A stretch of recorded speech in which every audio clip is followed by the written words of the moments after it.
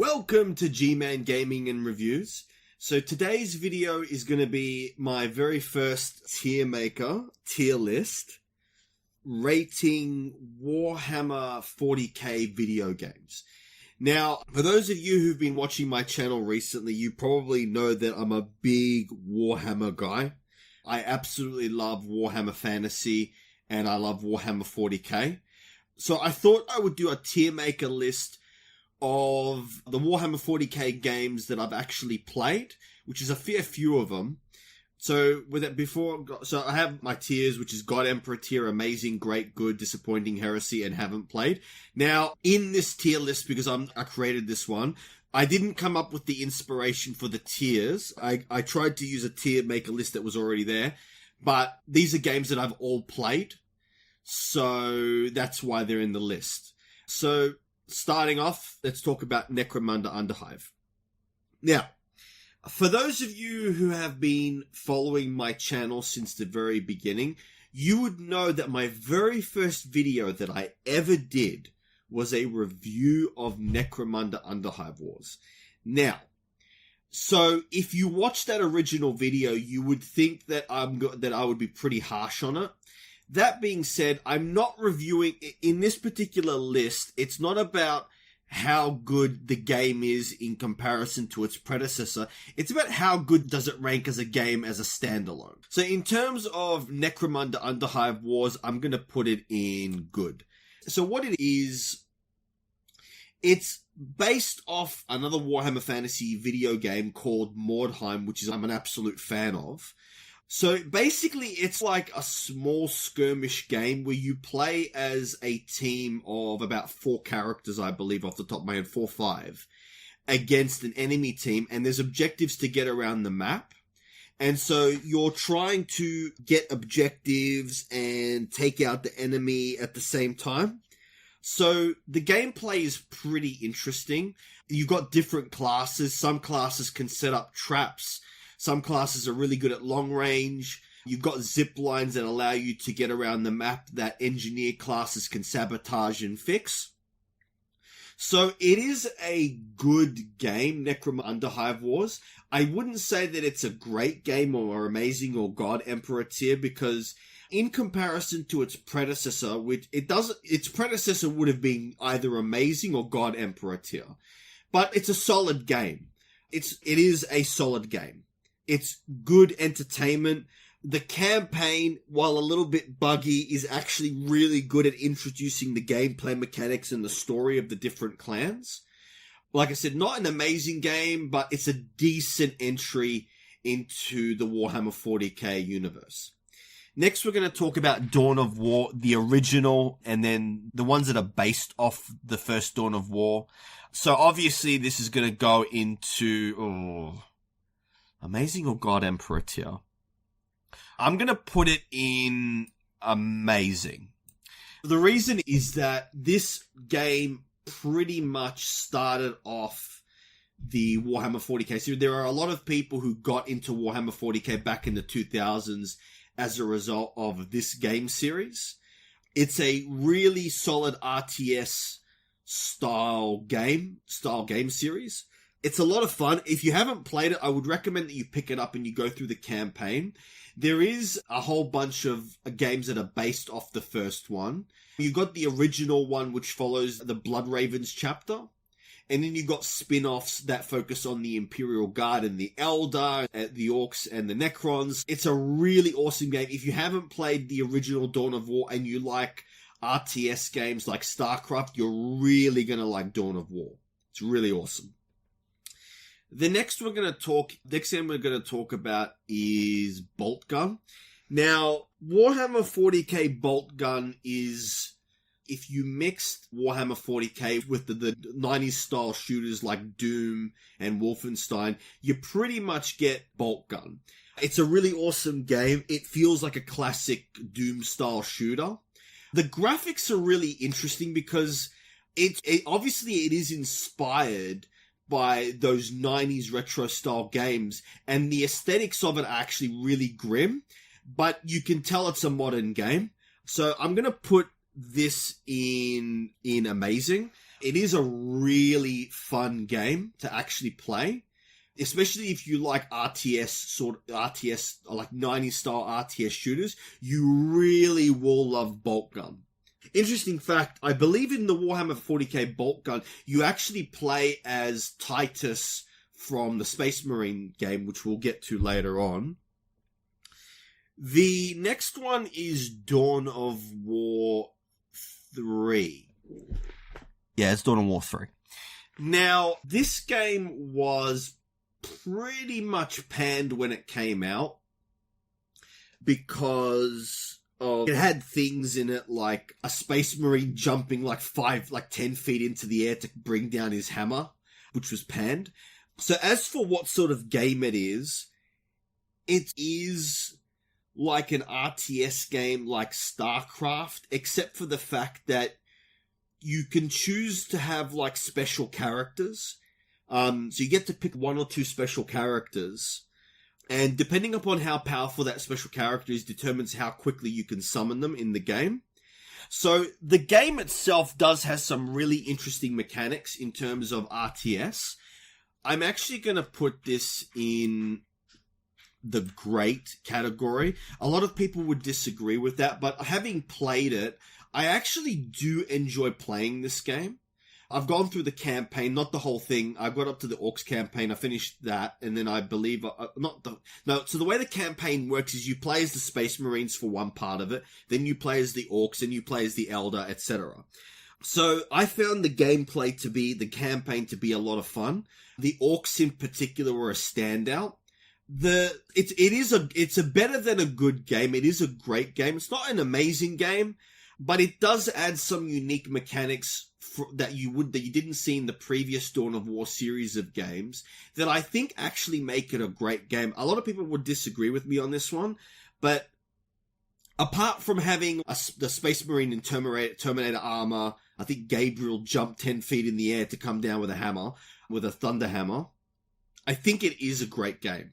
Not an amazing game, not a good game. It is above average in terms of RTS. I do the fact that you can have these special characters, and that depending upon how powerful they are, determines how quickly it will take to summon them. So it makes you think about, do you take a really powerful character and be forced to summon them later on? Or do you take a really powerful character that you can summon early on to give you the snowball advantage for the later game? It has this interesting dynamic that in terms of these characters that I've never seen in any other games before. Like I said, it is a great game, not a good game, but it's a great game. The next one is Warhammer Armageddon. This one is hard to put. So basically, in Warhammer Armageddon, it's a hex-based, turn-based strategy game where you're either playing as the Imperium, or you're playing as the Space Marines, or you're playing as the Orcs. The thing that makes this game interesting is the fact that it feels... for instance, when you're playing as the Imperium, as you get into the later missions, you get access to more powerful artillery and infantry, but you have to so the thing that categorizes Armageddon is opportunity cost, right? You only have a certain amount of resources, and you can only use a certain amount of units. So you have to decide what units you want to go with. Armageddon can be a little bit difficult for casual gamers to get into, especially people who who are not familiar with the Warhammer 40k setting. Simply put, because the game doesn't really do a very good job in telling you the differences between the tanks. So if you've played the game, if you're familiar with the Imperial Guard, the Astra Militarum, and the Space Marines, and then it'll be a lot easier. But the problem is that the game gives you a very large variety of units to play with that really do matter. Like, the right unit in the right place can make all the difference, but knowing which unit to take can be difficult, especially if you're just coming to this game new. Like, if you're already familiar with the Warhammer 40k series and you're already familiar with the Astra Militarum, then it'll be easy. But if you're not, trying to decide which units to take can be really difficult. It's pretty straightforward if you know about the Astra Militarum, but it's not if you're just coming to this. If you were to just come to this game as your first Warhammer 40k game and you've got no familiarity with the Astra Militarum, you probably would find this game a little bit difficult. So I'm going to put this in. It's a great game. It's a hex-based game. It has a lot of content. The missions are replayable in the sense that you can play them again in order to try to get a higher score. But the game it's a really good game. If you like turn-based, hex-based, it's made by people who made Panzer Corps 1 and 2. So if you like these World War II hex-based games and you want to get into a 40k game, Warhammer 40k Armageddon is the game for you. The next one is Darktide. So Darktide is a game where you pick from a class of characters and you play with other players. It's co-op, and you and 4 other players have to complete each mission against, I suppose you could say, heretics. So it is a lot of fun. It's accessible for an online game. I haven't really found any toxic players or anything like that. Even if when I was playing the game I wasn't that good, the other players were not going after me about how bad I was playing. It's a lot of fun. It is a live service game. You will often be playing with you will be playing with other players, but I've never had problems waiting for games. So yeah, it's a very, I'm not gonna put it in great because it hasn't had that much of an impact on me. Like, I've played it for a bit, so I'm gonna say good. The next one is the Dawn of War Soulstorms Retribution series, not Soulstorm. Now, Retribution is a spin-off of Dawn of War 2 that uses, not exactly, but uses the Dawn of War 2 formula and changes it up a little bit. It's hard to talk about it without referring to its predecessor, Dawn of War 2, that it's based off. So basically the way the game works is that Dawn of War 2 Retribution, like its predecessor, is a squad-based game where you play as a faction and you control a small amount of squads, normally 4 or 5 or something like that. And the game revolves around customizing those squads. And so each squad is commanded by a character, and that character has like their own tech tree, which will define how they play. So the game gives you a lot of customization in terms of how you want to use each squad. Dawn of War 2 Retribution adds the ability to raise squads for missions. So it's very hard to describe it without referring to Dawn of War 2. But basically, it's, if you were to combine so it is real time. So if you were to combine, say, StarCraft 2 with XCOM, you would get Dawn of War 2 Retribution, right? So that's one thing that's really good about it. I haven't played it all the way through, but this one, unlike Dawn of War 2, it has different factions that you can play as, whereas Dawn of War 2 only allows you to play as the Space Marines for the most part. Still a fun game, but we're talking about Dawn of War 2 Retribution now. Now, it is an amazing game. There's so many cool Warhammer 40k games out there. I have played Dawn of War 2 Retribution. It's not one that I mainly play, but I love playing it every single time. Yeah, it is a lot of fun. So if you want a game that combines like a mixture of StarCraft 2 and XCOM, pick Dawn of War 2 Retribution or Dawn of War 2, but we'll talk about Dawn of War 2 later. The next one is Battlesector. Now, I have mixed thoughts about this one. I think the campaign where you play as the Blood Angels is actually really good. I think the campaign is now Battlesector is also a turn-based game where you take turns moving all your units and then the enemy takes their turns, and then so it is turn-based. It is a hex-based game similar to Armageddon. Not exactly, but it is that style where you can move across the grid. Now, a lot of people really like this game. and I have mixed thoughts on it. I don't think it's a bad game by any stretch.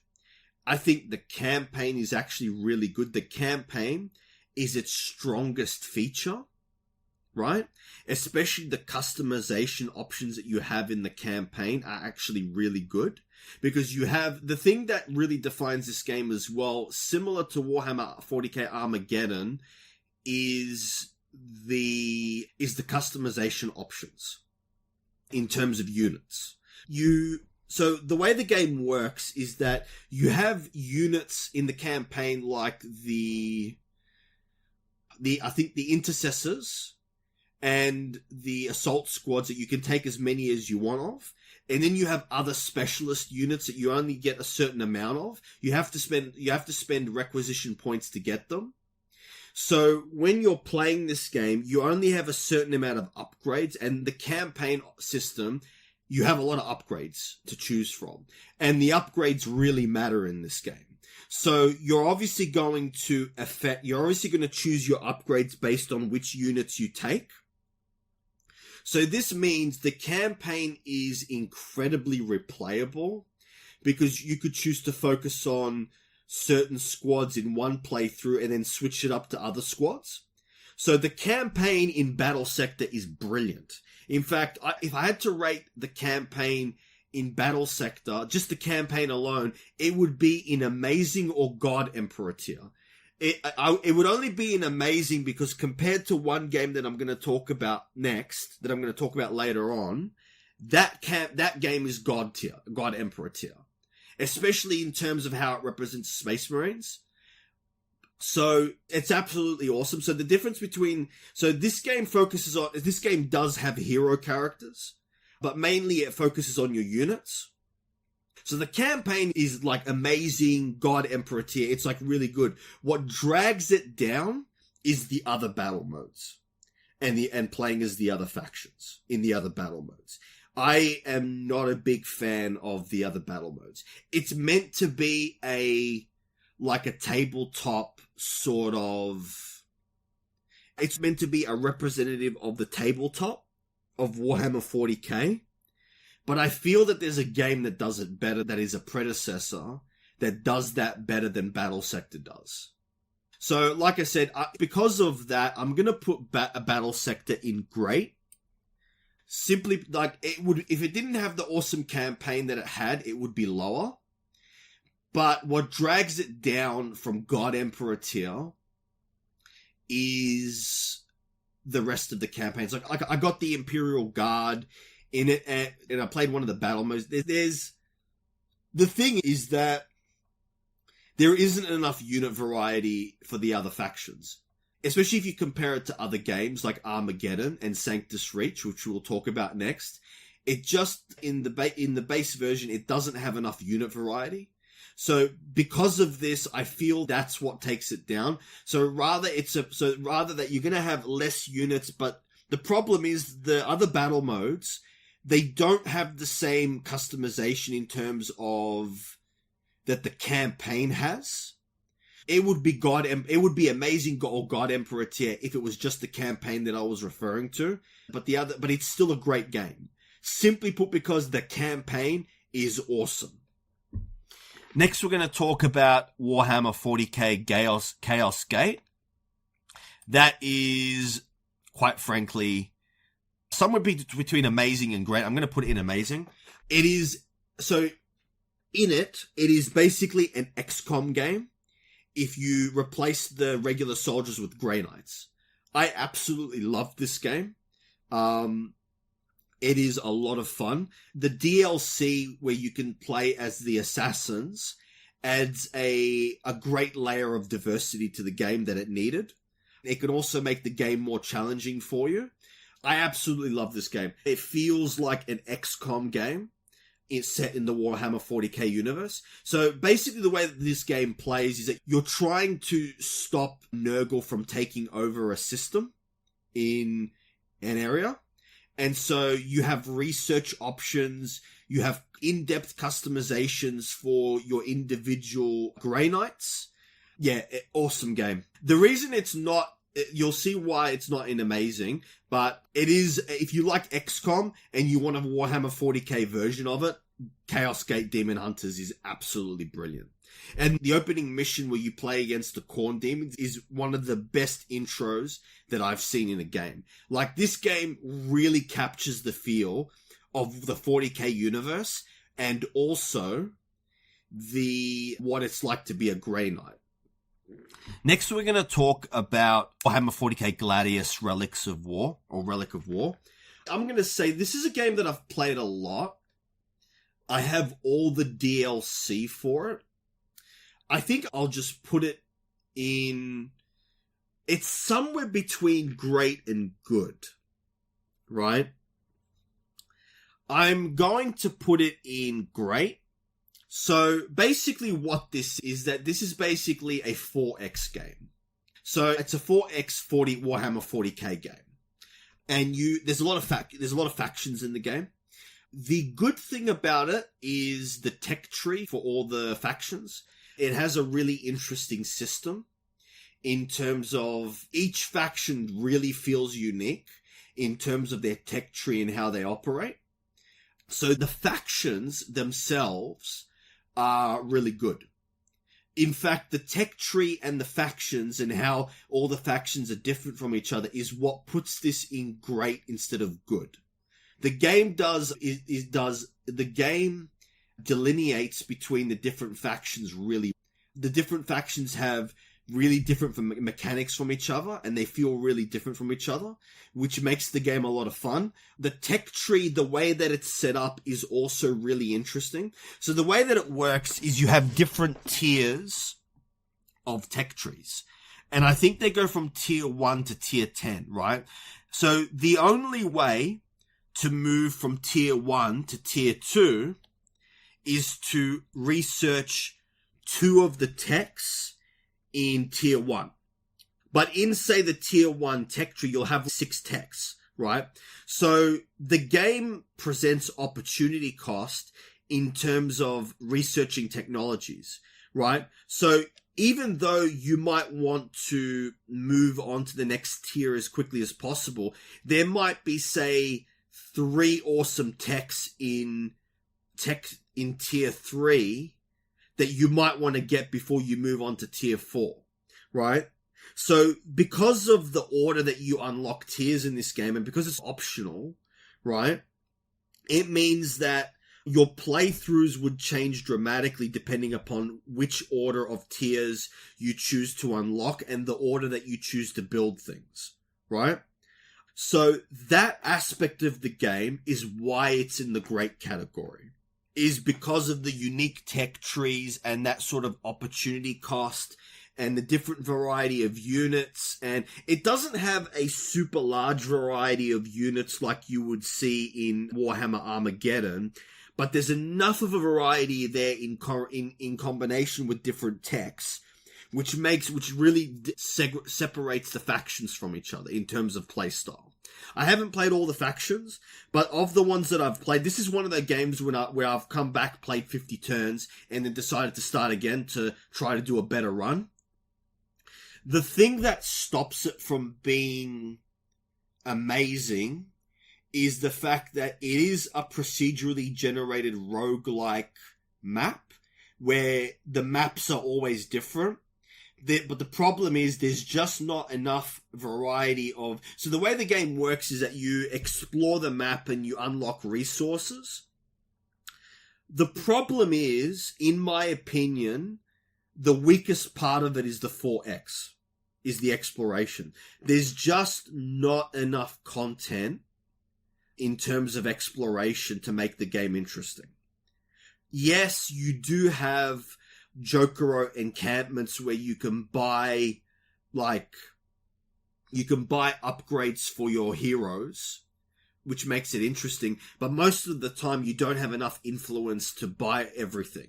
It has that part of it. It has the shell of it. The concept is quite interesting, but the 4X part of it is the weakest part of it. Really, you're just playing this game to upgrade your faction, try all the different tech, and then conquer your enemies. That's what stops it being an amazing or god tier, is the exploration part of it is at its weakest.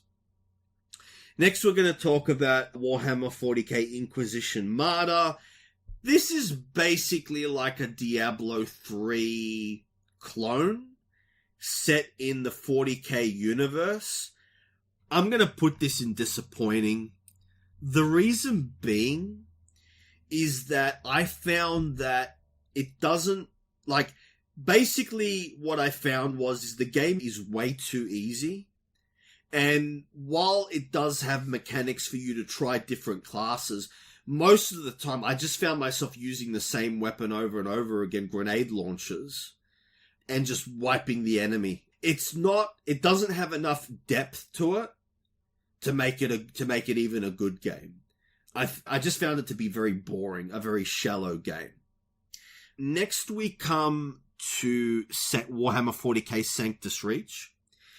Sanctus Reach is also similar to Battlesector in that it's a turn-based game. It's the predecessor of Battlesector.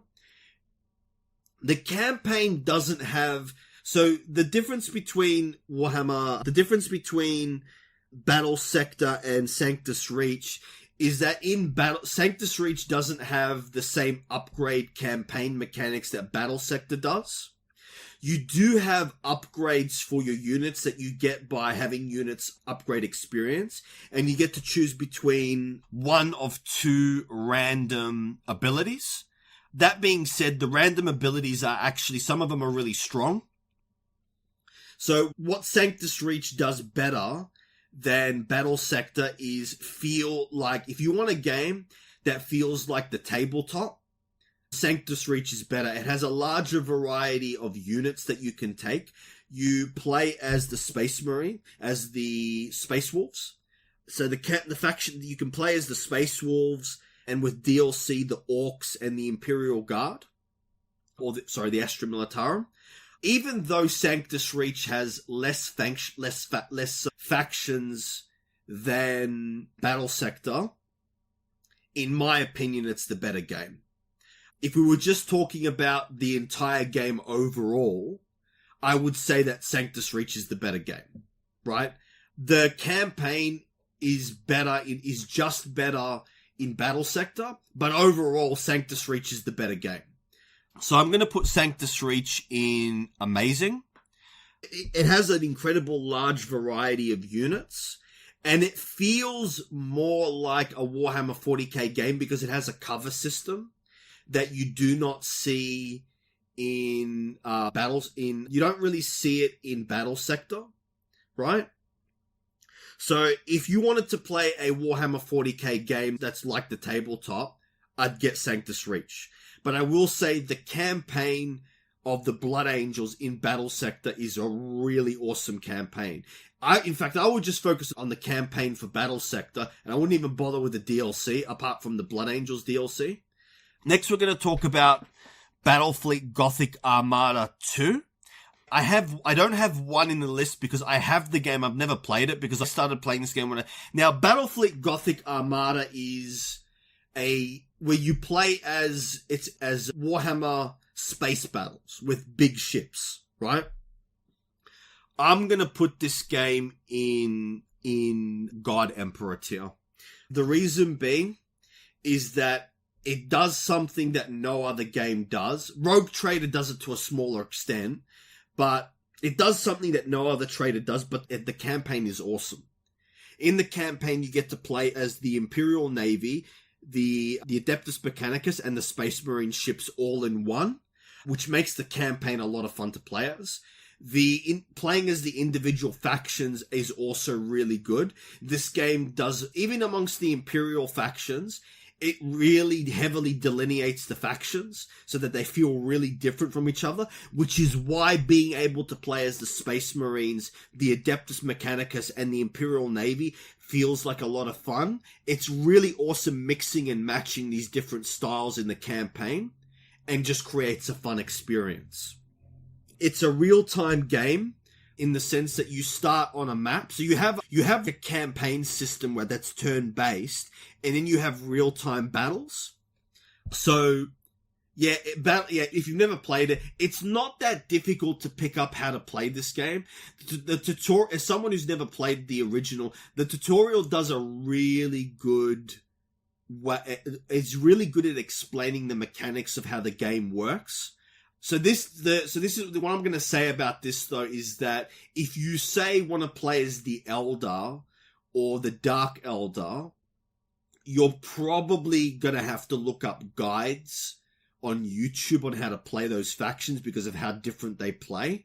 And there really is, if the top of my head, I don't remember if there was a campaign for them. I think there's a campaign for Chaos, but I don't think there's a campaign for the Elder. And playing those factions is really different from each other. But yeah, this is an awesome game. It provides a really unique experience that you're not going to get elsewhere. And especially the campaign, it's a lot of fun playing as all three Imperial factions. Now we're going to talk about Dawn of War 2.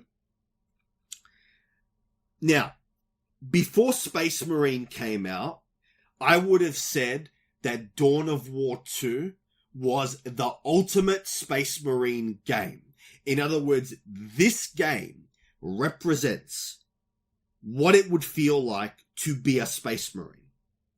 It is an XCOM style game that has an upgrade system, but the upgrade system it's similar to Chaos Gate, but in my opinion even better, because in Warhammer, in this game, it combines, so you have the mechanics of Diablo where as you defeat enemies you get loot.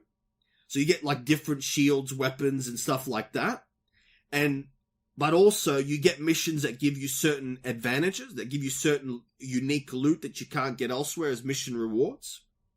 So the combination of the tech tree for each of the individual squads that you captain, combined with the different loot you unlock, means that the customization of this game is so you can really customize your entire Space Marine squad to your liking. And so one of the things that the Space Marines are known for is adaptability. And this game it just covers, like, there's no, even, like, Space Marine, Dawn of War 1 was good as an overall game. But this game in particular, along with one other, at the time, really captured the feel of what it feels like to be a Space Marine, right? Their adaptability, right? Their ability to, like, the Codex Astartes says for the Space Marines to be adaptable. You play as the Blood Ravens chapter, which is a unique chapter in this game, as you did in the original Dawn of War. So the game is just awesome. And not just that, the variety of, when you play this game, you start by playing against the Orcs, but later on you'll fight against the Tyranids, you'll fight against the Elder, and I think at some point you fight against Chaos. So it just becomes really awesome. It's just like the amount of customization you have for your individual units, combined with the tech, combined with your loot, combined with the types of units you have to face off of the different factions, means that this game is replayable. It's God Emperor tier. Absolutely brilliant game. I can't fault it. There's just, this game, it really changes, like, as you upgrade things, it really changes the way that you play the game. There's upgrades in this game that are not meaningful, but then there are upgrades that are really meaningful. Like, for instance, with the Scout Squad, there's an upgrade that allows you to use explosives without being seen, which means you can have your Scout Squad go up and just bomb the enemy, and the enemy be able to have nothing to do about it. Or you can decide to just play as an aggressive and not even focus on scouting and just focus on pure aggression. The amount of customization options in this game, it's not like a super insane amount of customization options, but they're varied enough that each of the different trees that you can go down will greatly change the way that you play the game. So like I said, God Emperor tier, one of the best games for representing Space Marines in a game. This feels like an XCOM game, But it's just a brilliant game. Next is the original Space Marine.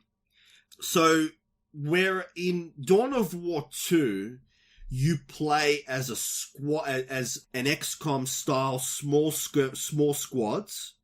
This one you play as a single Space Marine. Yeah, it's God Emperor tier. Both Dawn of War and Space Marine are one of the best games for representing space. We will talk about Space Marine 2 in a bit. But yeah, it's God Emperor tier. The story of Dawn of War 2 is actually really good as well. The game really has an epic feel to it. But the story of Space Marine is epic. So, in Space Marine, you play as an individual Space Marine, where you have shooting and melee mechanics. There's no cover system in Space Marine. You get your health back. So in Space Marine, you have shield and health. And in Space Marine, you get your health back by doing executions on enemies. So the gameplay is really in your face. You do actually feel like a Space Marine. You have different weapons that you can use that change the way the game plays dramatically. And there's also certain sections like where you have jump packs that just completely change the way the gameplay feels. Space Marine, along with Dawn of War, is the ultimate Space Marine experience. If you want a game that allows you to really feel like what it's like to be a Space Marine, but you can't go wrong with Space Marine. So next we're going to talk about Warhammer 40K Mechanicus. Now, Mechanicus is also a turn-based XCOM style game where you play as the Mechanicus, the Adeptus Mechanicus. There is a part 2 of this game coming out, which means the game is, where would I rate it? The game, it doesn't have a super large amount of customization options, but each character feels unique from each other. I would probably put this in great, because it is fun playing the game. It is a punishing game. When I say XCOM, this one is very punishing in difficulty. If you're not careful, it's very easy to lose your characters. And the game makes it clear that this is a part and parcel of the game, because when you first play your first mission, you're probably going to lose all your characters. It's a great game. It is a great game. I do Chaos Gate and Dawn of War 2 better, but it's unique in the fact that there's no real other game that really plays what like it is to be an Adeptus Mechanicus, so that's its strongest part. But it is a great game. It's better than just good, but I don't know, it's just not interesting enough for me to be an amazing or a great game. When part 2 comes out, I would say that's going to be different. But yeah, it's a great game. Not much to say about it. It is like a turn-based game where you have it's turn-based in the sense that you have a map and you have an objective and you have to complete the objective. The thing that makes the game interesting, though, is that the game has a time limit itself on how long you have to play all the missions. So that's what makes it replayable, in the sense that you will come back to play it again, just so that you can see if you can do it better. But yeah, not an amazing game. I'm not going to put it in good because it does offer a unique experience. Actually, you know what? Nah, it's only a good game. It's alright. I'm putting it in good because it's not I played it for a bit and I had a lot of fun playing it, but it didn't really capture my attention too much like the other games did. So it is a good game because it is unique, but it's only good. Next, we're going to talk about Space Wing Deathwing, the Enhanced Edition. Space Hulk Deathwing. This is based off the Space Hulk board game that came out in the 90s. You play as one character in a squad of 3 Deathwing Terminators that are investigating a Space Hulk. What do I think about this game? The customization options in this game are really limited, and you have to find them on the map. I gotta be honest, the only thing that this game gets a claim to fame for is being one of the most difficult games that I've ever played. It is a remarkably difficult game. Normally, a difficult game isn't enough to put me off. Because I have played there are games that I really like, Don't Starve, that are very difficult. But something about the difficulty in this game really puts me off. Like, I think the problem with this game is that the enemies just keep coming indefinitely. And the problem with the game is that you can hack doors to close them, but you can't hack them to open them and reclose them. You can only hack a door to close, and once it's closed, the only way to open it is to break the door down. So the thing is that, like, in this game, you definitely want to explore every crevice on the map to find relics, but because you constantly have enemies coming after you, it's like they just keep coming. The game incentivizes you to finish each map as quickly as possible so that you don't get killed. But at the same time, so the game is a game that wants you to explore every corner of the map to find all the relics, but at the same time throws a never-ending swarm of enemies at you that will wear you down, and there's only a limited amount of health there's only a limited amount of health in this game that you have. So I'm just gonna put it in disappointing. Yeah, I don't like this game. I think it's unique in what it offers, but I think that the combination of constant enemies combined with wanting to explore the map to find upgrades, I think that's a bad mix. Some people might really like it, I really don't. The next one is Space Hulk Tactics. This is similar to Space Hulk Deathwing. It's the same premise, but I think this one is the better game. In it, you have like turn-based, where you have an isometric map. I think Space Hulk Tactics does a better feel of what it's like to play Space Hulk, because what you can do is you have the map and you can set your individual Terminators to defend an area of the map, which makes it a lot better. I think you can do the same thing in Space Hulk Deathwing, but I just found the mechanics to be difficult to understand. So I'm going to put Space Hulk. If you want a Space Hulk game, I'd probably play Tactics, but not much to say about it. The next one is Necromunda Hired Gun. This is a first-person shooter. I'm going to put it in. It's a good game. It has some interesting mechanics to it. Not enough to make me invest in the whole campaign like with the other games, but it's a good game. First person shooter, you're basically playing as a bounty hunter. Pretty much, generic first person shooter. Not generic, has some interesting maps, but not enough to incentivize me to keep playing it. Next, we're going to talk about Warhammer Rogue Trader.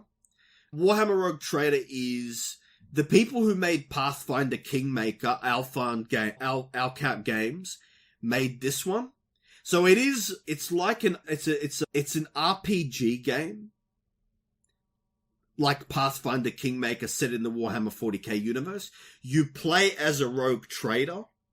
The game combines various different so the battle system is turn-based, similar to XCOM, but the thing that shines in this game is the storytelling and the upgrade mechanics.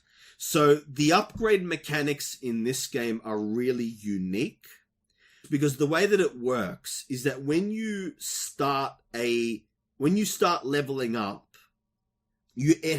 so the way that it works is you have different character classes that you upgrade to.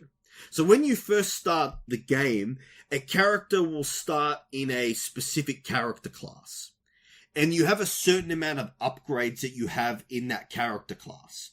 And then once you've gone through all the upgrades, you have the option to select one of two new character classes, and then you will go through that upgrade tree. So what happens is you will end up with very unique characters in this game, which means the replayability of this game is off the charts. I think I'm going to do a separate video because Rogue Trader's upgrade system, in terms of characters, is probably what they should have done with Diablo 4. The upgrade system is just one of the most interesting upgraded systems that I've ever come across. It is very complex because it is similar to the Pathfinder Kingmaker system, but more complex. But the combination of the upgrade system, the story is brilliant. You really do feel like your choices matter in this game. This is one of the games that, probably best represents what it feels like to play in the Warhammer 40K universe in the Imperium. So it is the story is awesome. The character customization is awesome. Yeah, this is a God Emperor tier game. It's if you liked Pathfinder Kingmaker or Pathfinder Wrath of the Retribution, basically if you like D and you want to play a Warhammer 40K that's like D&D, play Warhammer 40K Rogue Trader. Absolutely brilliant game. Nothing bad to say about it whatsoever. Brilliant RPG system. It is it's a Western RPG style game set in the Warhammer 40K universe with a very unique character customization system. There's lots of playable characters that you can have in your party. The replayability on this game is off the charts. And now we're going to move to Space Marine 2. Space Marine 2 is a God Emperor tier game off the bat. It does everything that the original Space Marine does, but better. Adds new mechanics to the game, like with the zoom-in pistol shot mechanic and the parry system. I don't know if the parry system was in the original game. The story is really engaging. One thing that I will say about Space Marine 2 is that you do want to play Space Marine 1 before you play Space Marine 2. The story in the game is absolutely brilliant. The aesthetic of the game feels like 40K. The cutscenes and the different remarks that the NPCs that you come across in the game feels like Warhammer 40K. And it really feels like the story... It really feels like it's the two-parter of the original. The ending of the original, which I won't spoil, is brilliant. And the second part really climaxes that chapter. These two feel like a connected story. You just can't play Space Marine 2 without playing the original. Because the whole game, you could just focus on the mechanics, but everything about this game screams Warhammer 40K. Everything about it. It's a brilliant game. I can't fault it. The only thing that I will say is, I'm still going to put it in God Emperor tier, but when it first came out, the servers were not working, to the point that the game was difficult to play. And the game would only play in offline mode if it had trouble, and sometimes it wouldn't switch. But now, it's a God Emperor tier game. It is up there with Dawn of War 2 as the ultimate space. It is unique. You will not play there's no other game, there's no other first-person shooter game that really feels like what Space Marine 2 feels. And the fact that you play against the Tyranids and the swarm mechanics that you see in the game means that it doesn't just feel like Space Marine, like the first Space Marine. The fact that it focuses on the Tyranids as opposed to the Orcs means that it does feel like it's completely different to play against these two games. It doesn't just feel like more of the same. It feels like the story drastically changes. So this was my Warhammer 40K tier list. Please subscribe if you haven't already done so. I'd love to hear your thoughts on any of these games. Was I wrong about which tier I put them in? What's your favorite Warhammer 40K game? I'd like to hear any comments that you may have about this. Like I said, please subscribe if you haven't already done so. I'd love to hear comments on what you'd like me to do a video on next. And see you on the next one.